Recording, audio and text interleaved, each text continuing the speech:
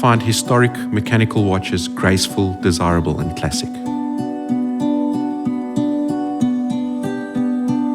My name's Anthony Chemaly, and I rebirth vintage pocket watches.